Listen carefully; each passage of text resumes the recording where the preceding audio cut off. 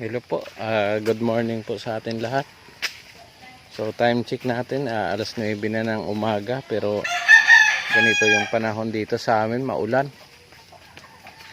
So ayan guys, kakalabas ko lang ulit. Si kanina malakas yung ambon, maulan-ulan. So silipin natin ulit guys yung ating mga alagang hayop. Yan.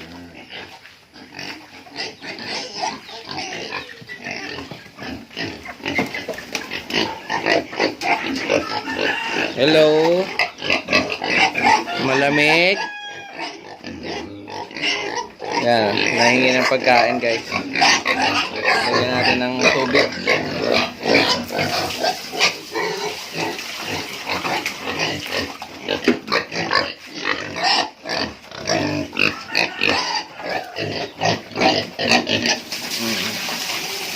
Mamaya na kayo kumain, tubig muna kayo.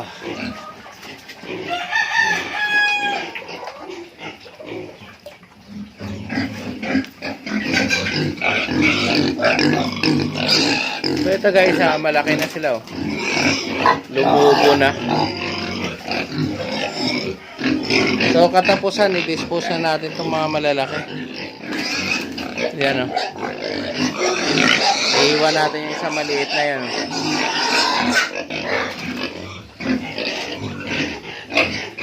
Kasi ito naman guys yung bansot natin dito.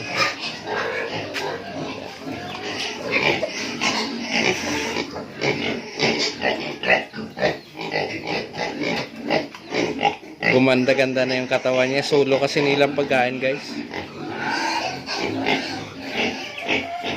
So ito naman yung ating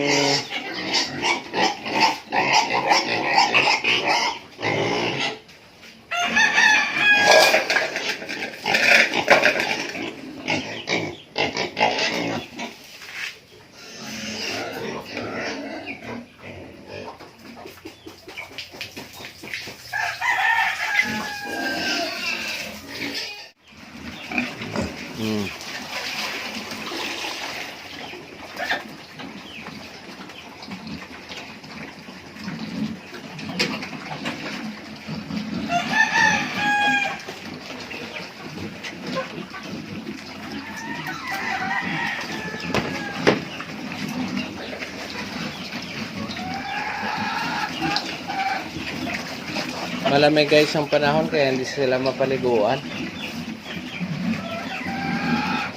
So ito guys, katapusan ng January, i-dispose to. Yung tatlo na yan malalaki. Tapos ito naman first week, katapusan din ng February.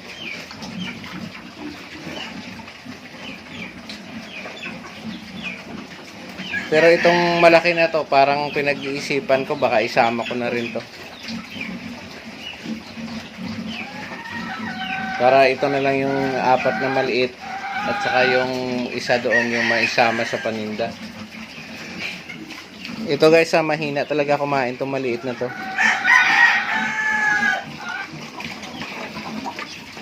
So guys, ito maganda lahi nito, gawa ng maliliit yung ulo.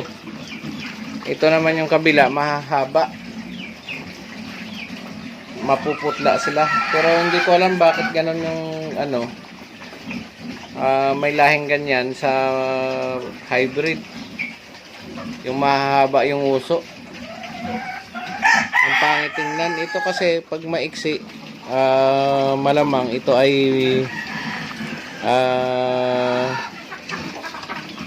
siguro ano to, AI.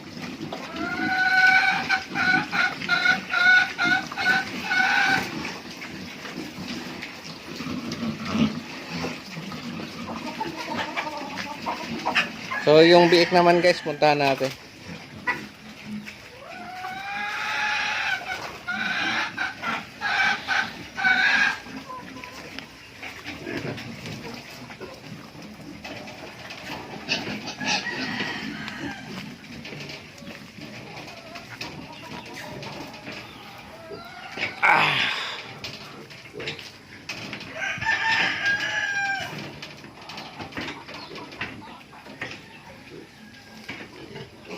To guys, mahigit 42 days na siyang naiay pero hindi pa rin namumula yung ari niya.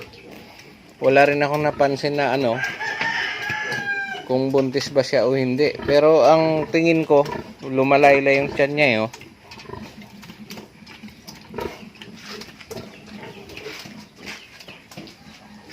Pag sinilip mo naman yung didi niya, dito, yan.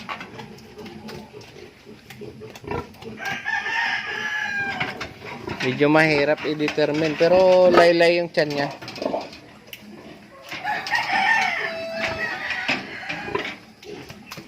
So yung mga mahaba yung ulo doon na mga biik, parang ito nagmana yung mga biik na yun sa nanay nila.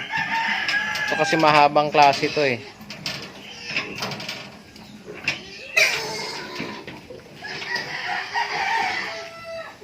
So dito naman guys sa mga biik natin, yan, tahimik ang buhay. Tinaihan pa yung kanilang kainan. Tanggalin natin guys.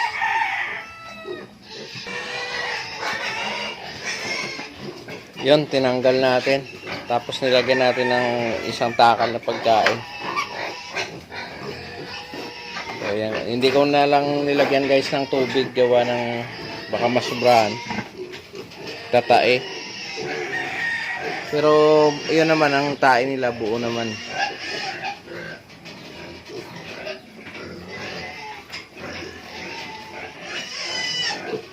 So may isa ako dito na pansin guys na parang may sugat yung paa niya. Pero okay na yata. Ayun.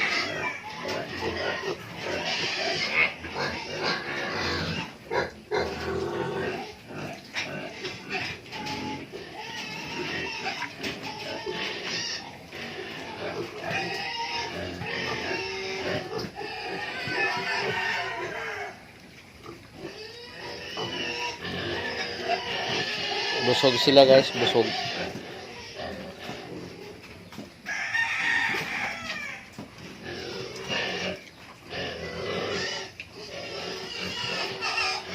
So guys, yung nabili ko kahapon na pre-starter, bimig ito. Pero ito ay the best sa mga mga biik. Pag bimig, 60 per kilo nga lang sila. Pero nabili ko 6 na kilo to kahapon.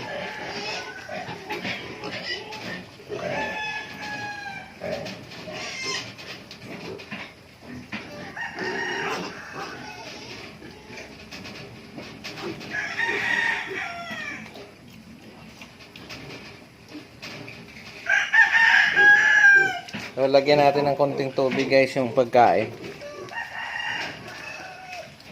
Kasi pagka tuyo, kaya yun na lang yung sa inahin.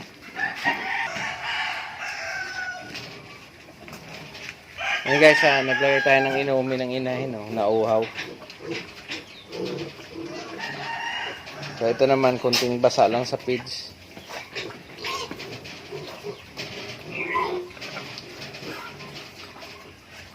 Ang gusto nila maglaro guys sa tubig.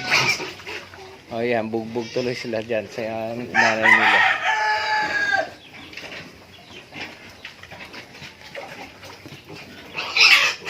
Itong mga bikes parang naiinitan, gustong magbasa ng katawan nila sa yun gustong mag-swimming doon. So ito kaya kung lagyan ko ng tubig to.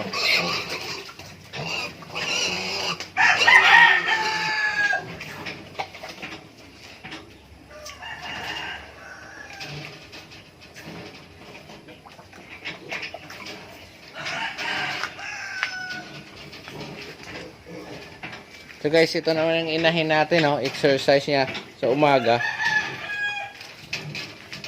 Hanggang maghapon yan, ganyan yung ginagawa niya,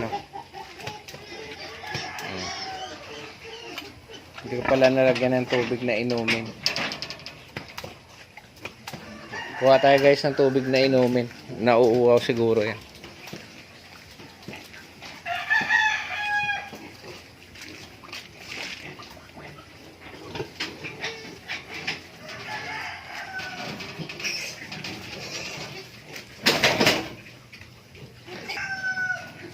So yun guys, sana ilagyan natin.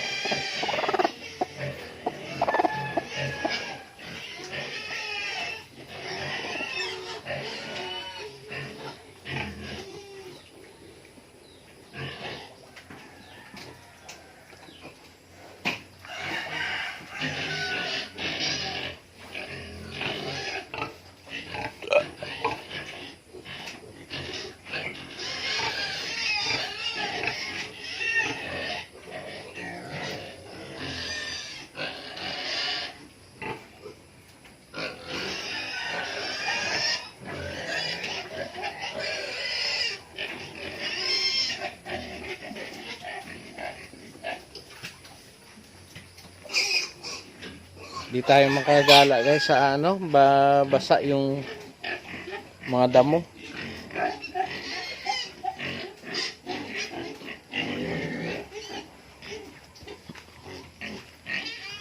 Mabasa ang paligid.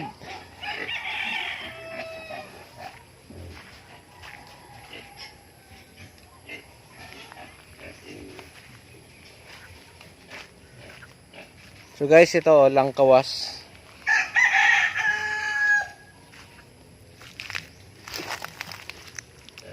Ito yung ginagawa sa amin na ano, pang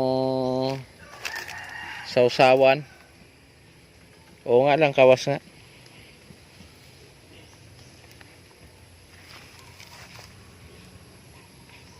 Maganda daw to guys sa ano, sinamak. So sa mga nanonood dyan ng mga Bisaya, mga Ilonggo. So ito guys ang langkawas, ang dami.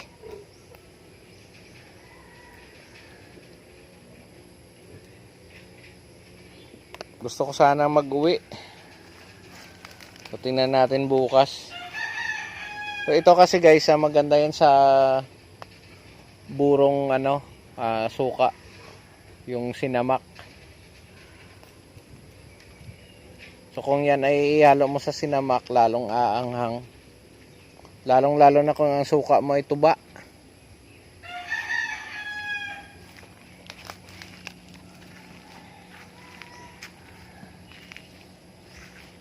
So guys, ito naman yung tanim natin na ano, na 8 sanga ng Madre de Agua. So mag 1 week na yata ito. So buhay na, mabubuhay na rin yan guys. Siguro after 1 year niyan, makapal na rin naman dito yan.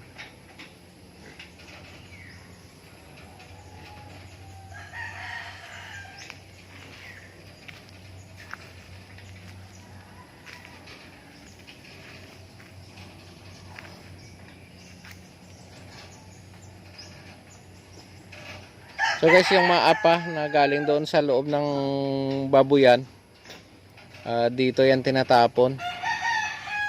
Diyan, oh. So pataba din yan sa mga halaman. Tingnan mo naman yung ano, yung halaman na gabi, oh. Ang tataba. Yan, oh. Gaganda ng tubo nila.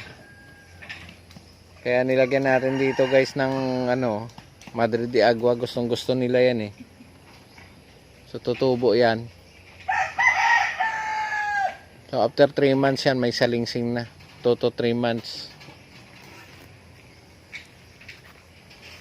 So guys, ganyan yung panahon dito oh. Parang tag-ulan. Pero January 5 pa lang ngayon.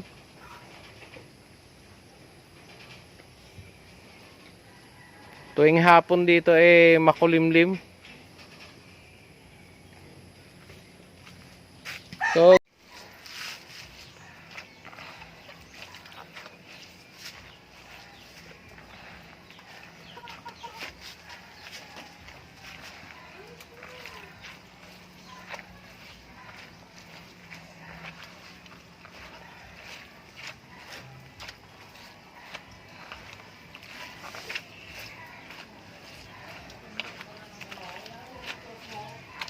daming nyug.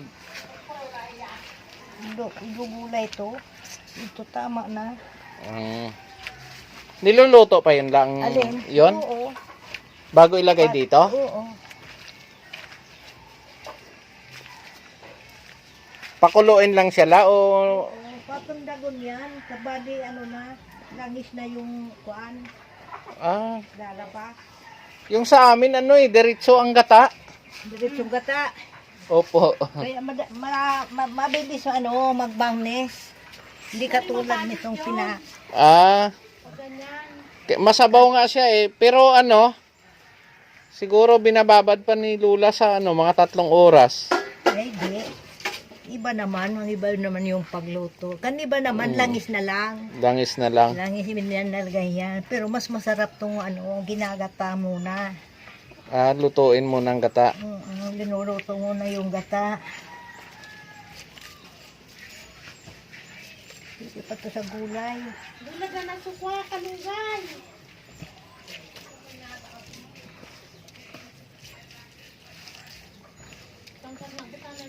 Ang liliit yung ginawa ko kagabi. Yung lukay, maliliit. Hindi katulad yan, malaki. Palitan ko yung maliliit doon.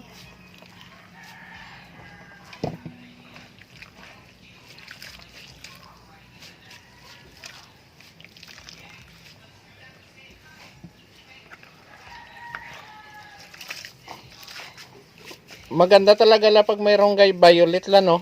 Pag puro puti hindi Kahit yung paninda ng lula ko dati, may halo talaga yon. Malasa kahit yung yung biko. Masarap yung mga kaalong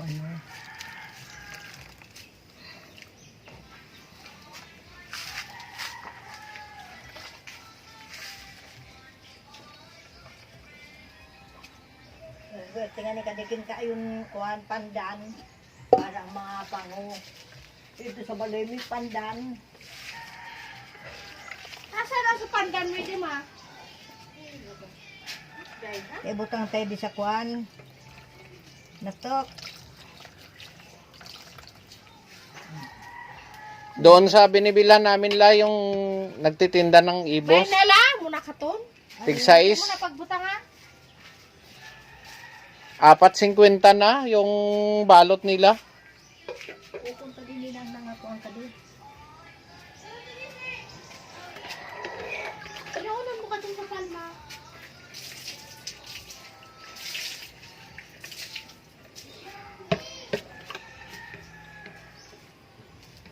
Nasa yung asin.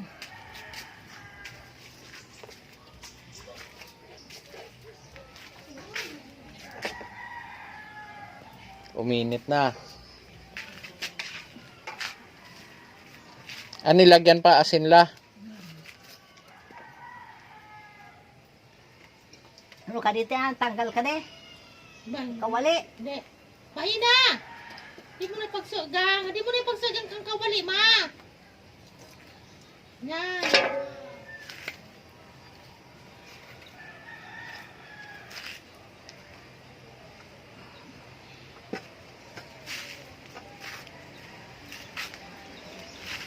Hanggang dito na lang yung video natin. So maraming salamat po sa mga nanonood. Sa mga hindi pa nakapag-subscribe sa ating channel, paki-like, share, and subscribe na lang. Saka paki-click na rin yung notification bell natin para maging updated kayo sa lahat ng video na dina-download natin araw-araw. So maraming salamat po sa inyong lahat. God bless po.